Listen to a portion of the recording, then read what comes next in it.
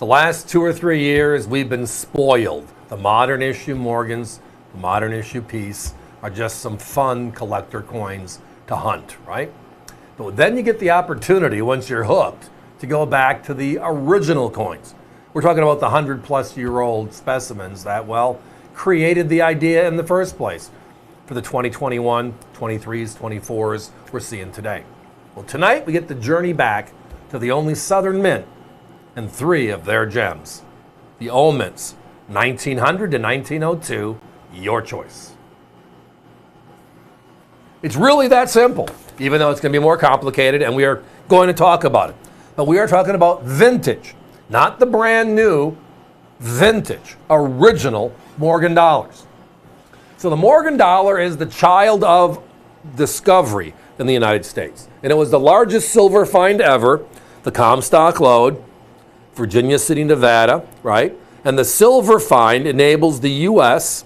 to now have silver to enhance its circulation system and bring out a silver dollar for everyday use at the same time. Now, we had the seated Liberty dollars in the past, but only when silver permitted, because the dimes, the quarters, the half dollars, the half dimes were all more important for regular commerce than these big silver dollars. I mean, the Morgan dollar, this silver dollar is the largest silver dollar ever put into circulation in this country, size-wise. It was 38.1 millimeters, 0.900 fine U.S. coin silver, and its net weight is give or take 27 grams. Gorgeous piece. Now, it's nicknamed the Wild West silver dollar because the heyday of the Morgan dollar was exactly during our westward expansion. The coin introduced itself in 1878 and went to 1904, 27 consecutive years. And then they brought it back in 1921 while they were creating the peace dollar design and fighting back and forth on that. New Orleans struck 26 years, 1879 through 1904, 26 consecutive years. And then they closed their doors for good in 1909. And then Denver took over, and Denver is the Midwest mint we use today. So let's just take a journey back, right? 100 years ago, and then some. I mean, here are things that were going on at this time in history, the turn of the century, 1800s into the 1900s, right?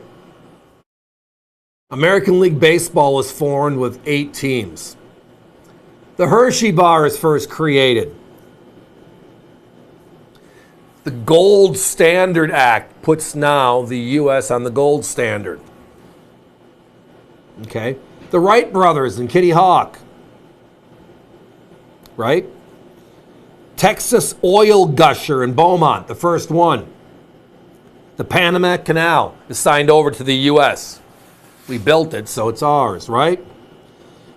U.S. Steel is created by J.P. Morgan, right? Teddy Roosevelt, right? The Rough Rider Roosevelt makes that famous speech as a VP candidate in Minnesota State Fair. Walk softly and carry a big stick, right? And then later that year, President McKinley dies and Roosevelt becomes president. Just think about that. That was going on at this time. And then this was the coin that went on with it. The largest silver coin at the time. Largest coin ever in silver in the circulation. So if you look at these coins, here are some of the facts that just make them interesting. Have you heard of the Pittman Act before? Well, in 1918, during World War I, Senator Pittman proposed the U.S. melt silver dollars to help the English with their silver rush in India. We were neutral at the time. We were not part of World War I. And as a result, we couldn't just send them Morgan dollars because they know it's ours. So we melted down about 60% of all of our Morgans. Which ones did we send? We didn't go to the back of the vault. We opened the door and took whatever was there. So if you're building this vault and you started putting coins in there in 1879, I'm hoping you put the 79s in the back of the vault so you're not tripping over yourself every day, right? And that's pretty much the way it worked. Because if you look at these three coins, and you look at population figures from NGC as just a guide, if you go back to the 1883s, 84s, 85s, some of the earlier issues, there are 300,000 to 400,000 coins that they have seen in the last 40 years, which is not a lot when you consider how old these are.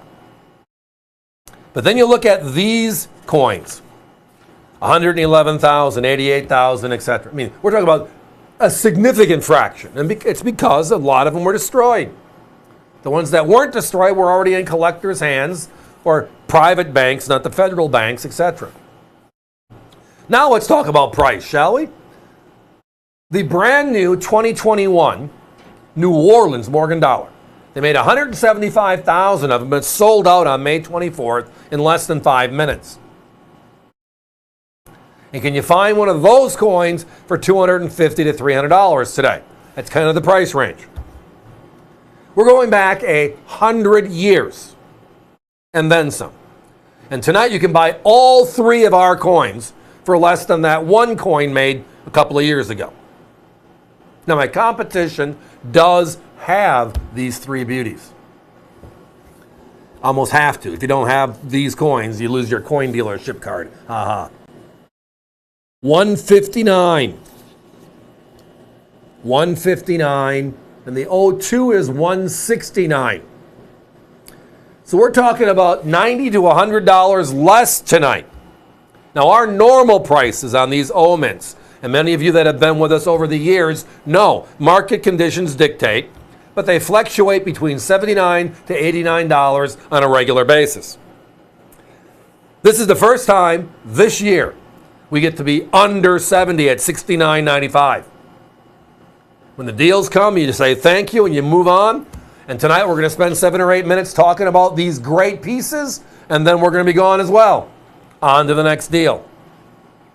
Love the stuff, just can't find enough of it. Guys, can you give me a 30-second clock, please?